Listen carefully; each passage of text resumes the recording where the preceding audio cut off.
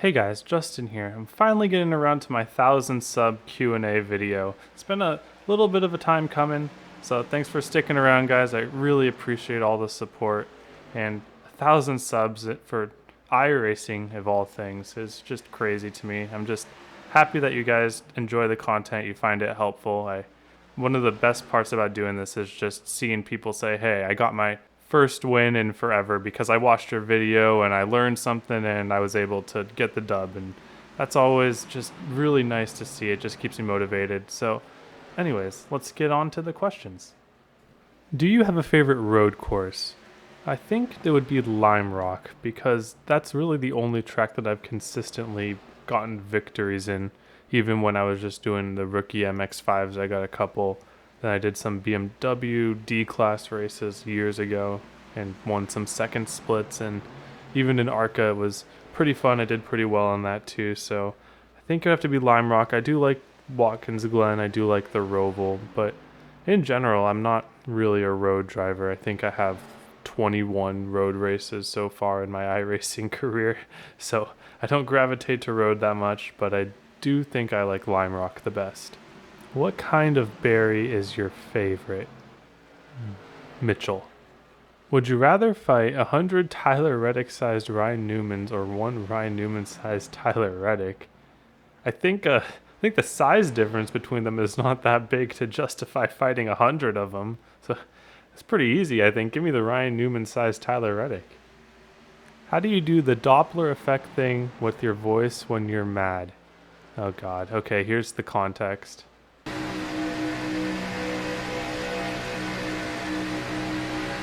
sure what that was there. Trash! You're so trash! Oh my god! What I get?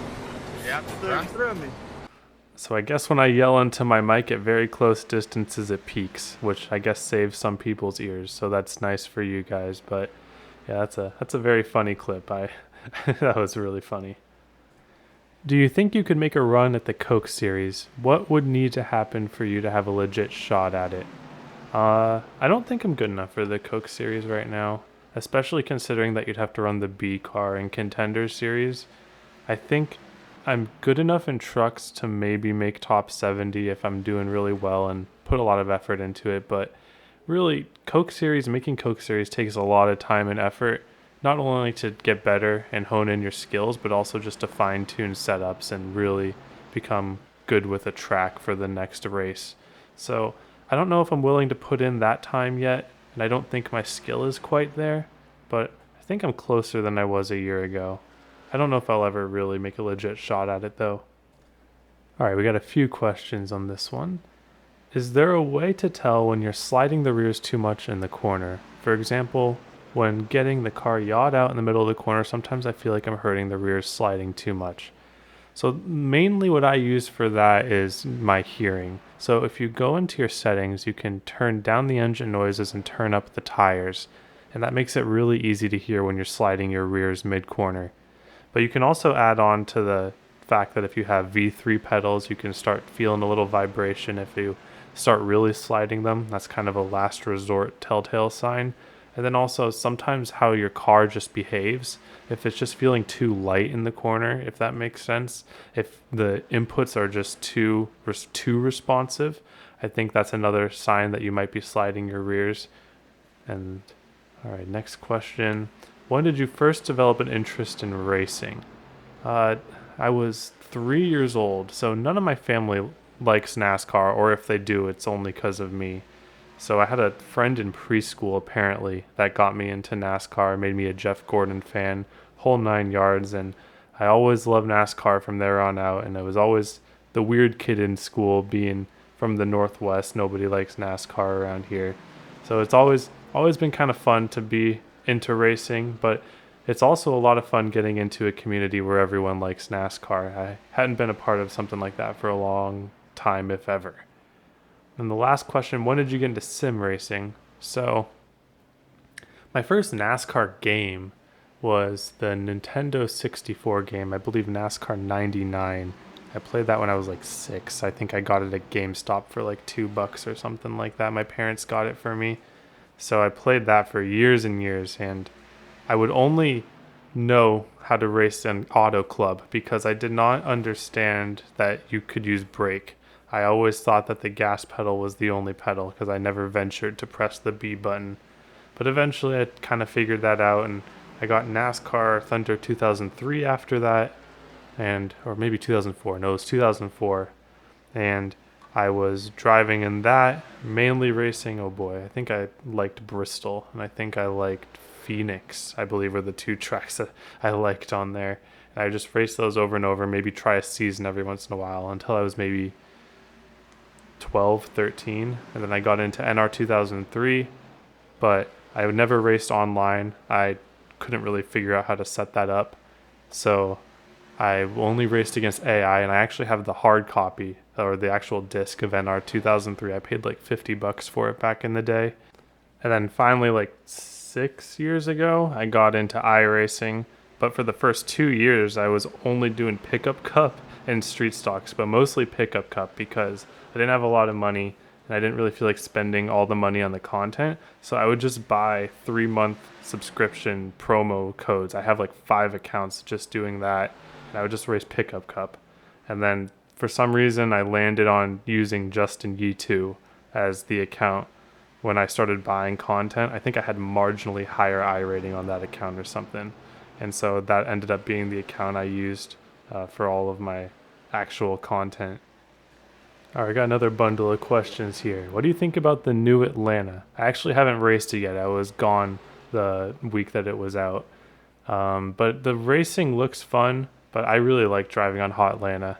That was my favorite mile and a half to drive on because most cars, it was just very loose, very throttle control. You could really wheel the car around. That's the type of mile and a half that I like. What's your favorite short track?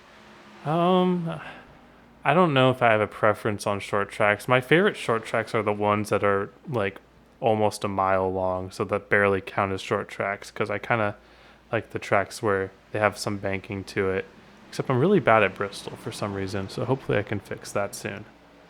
What is your favorite mile and a half track? Well, Hotlanta was the old one, and then now, they're all the same to me, to be honest with you.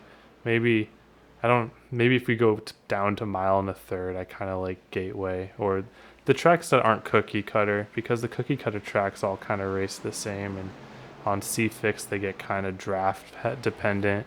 On Arca they can be kind of fun. I kind of like Vegas on Arca and stuff like that. If you could make a perfect track, what would it be like? So my favorite type of track is where you can be ripping the wall on one end, but then have to go to the bottom in the other end. That's like my favorite type of groove to get into. So kind of like how Auto Club drove for me in Arca. But like, let's say that we do a Darlington turn 1 and 2, so like a lot of speed, but you're still kind of ripping the top with some sort of diamond there. And then in 3 and 4, we make it like kind of like Twin Ring was, where you dive it into the bottom and you diamond it up. I guess kind of like Dover too. So some sort of, I like diamonding corners. That it just feels really fun to keep up your momentum like that. And I really like wall ripping on at least one end. So some sort of combination of those things. If you could make one iRacing series that doesn't currently exist, what would it be and why? You know what I want? I want Monster Jam on iRacing. You know how sick that would be? Team up with BeamMG. Give us Monster Jam iRacing. People can sign up to be the judges to give scores on stuff. That wouldn't work out, but I want to see monster trucks race and jump over things on iRacing. That would be insane. What's your favorite iRacing win? I've never won any huge events, so I don't have any of that to fall back onto. My highest strength of field win was that Iowa race that is actually showing on screen right now, so this might be my favorite win here. I've only ever done one C Open outside of super speedway tracks, and I actually won that. It was like a 3.8K strength of field at Phoenix, so that was kind of cool just to show up and never run open and win that. I think my favorite win, though, would have to be one I didn't even drive. It might have been when I was spotting for Lake when he won the Podium 500. That was really cool. That was such a fever dream of a weekend. but it was cool to be a part of it. So honestly, I think I would say that. I would say Blake Peterson's Podium 500 win where I spotted him was my favorite iRacing win. If you had the opportunity to step into any real racing series, would you? And if you did, what car, series, track combo would you want to race? I'd be really scared to race competitively in real life, to be honest with you, because the way that I approach iRacing is definitely more like a video game than a simulation. I think I know just enough to be dangerous in a car, but I don't know enough to be competent. I don't think that's a good combination. But I would always love the opportunity to at least give it a shot. Like, put me in a Venturini Arca car at some sort of 1.5 miles, and let's see what happens. Let's see if I can win. That would be funny. You've mentioned in the past that you were once stuck around 3,000 I rating. What is the one or most important discovery that helped you get over the hump? I've been fluctuating between 2.3 to 2.6K for a few months and would like to understand how to get to the next level. So, really, I might be different than you, Rob, because we really have different driving styles. Because I was basically born in pickup cup, I like to say. I was just ripping it, not really caring about tires, but learning how to be fast. And that was a combination that led to me becoming probably one of the biggest tire burners in iRacing history. I would always start on pole in these races that I would do and just always drop back to 7th because I had no clue how to manage tires. I was just a hot lapper through and through, no redeeming quality outside of it. So really, the hump I had to get over was learning how to be patient, how to control myself. I know that other humps that people tend to need to get over to get above 3K. So really, when you're 3K, that usually means that you're finishing about top 7 or so, 5th to 7th on average in top split. So to get there, you really need to start finding speed in places that you thought you could just run consistent laps and kind of get a good finish out of it. Because once you start breaking into that top 10 and up towards the top 5, it's really all on your hands. You're not taking advantage of other people's mistakes as much. You're more just going out and grabbing it yourself. So I think it just comes with time and going back to tracks for a second time, a third time, learning things, picking up things as you go along. And I think the speed will come with just racing. When you were starting out on iRacing many moons ago, what was your practice to race ratio strategy? So how much did I practice before I did a race? I think when I started out, I did it way too much before racing, because the thing about practicing is you can get your line down perfectly, but once you get into a race, that line is just, you're never going to get that line perfectly, or at least situations where you can just rip laps in that same line over and over and over again. You're always going to be side by side with someone. You're always going to be defending or attacking. So I think really jumping into the race once you're comfortable with getting around the track at a decent pace is really, you just rip it. That's when you get better, is when you race. You can get faster by practicing, but you can only become a better racer by doing races. If you had to ask Tony Stewart a stupid question on Media Day, what stupid question would you ask him? Well, that's easy. I would ask if he would join the Arca Farm Discord server, link in the description. Would you rather fight a chicken every time you got in your car, or randomly fight an ostrich with a sword once a year? I drive a lot for work, so that would be really annoying to fight a chicken every time I got into my car. That would be like maybe 10 times a day even. So that's kind of a huge nuisance. I feel like if it was ostrich with a sword once a year, I think I would just learn how to use a sword before I had to fight the ostrich the first time, and then it would kind of be smooth sailing from there. It would actually be kind of like a fun once a year exercise to see how much better with the blade I got. Yeah, I'll go with that. I'll fight the ostrich. How do you identify the areas you need to work on in your laps? That's a really good question. I think for the Arca car, I have such a high level understanding of how the Arca car is supposed to feel that it just kind of comes natural at this point, where I know that I can pick up certain points, or I can like pick up the throttle earlier because my car rotated this much in the corner. And it's all hard to explain, but eventually goes down to feeling.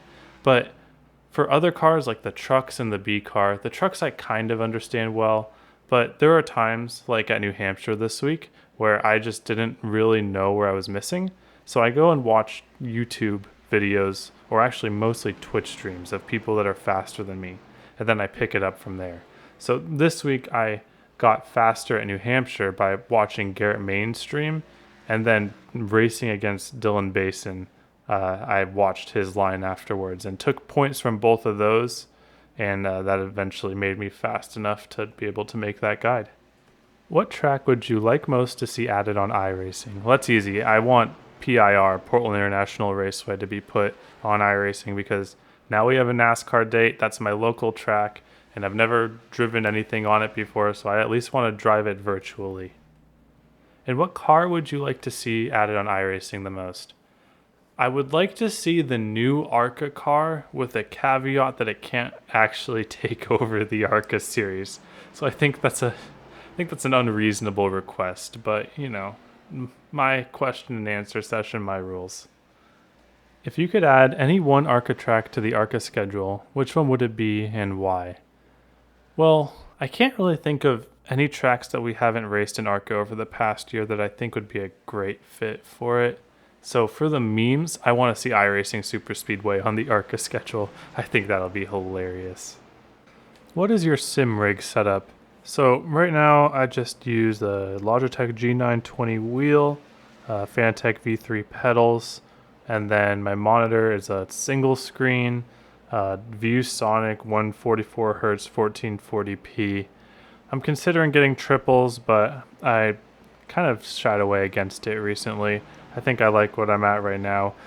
Up until a couple years ago, I was using a Logitech Driving Force GT with broken force feedback and the softest pedals in the history of mankind, so it was definitely an upgrade to get the G920. I don't really have a need to upgrade from there yet. Maybe in the future if I'm really feeling it.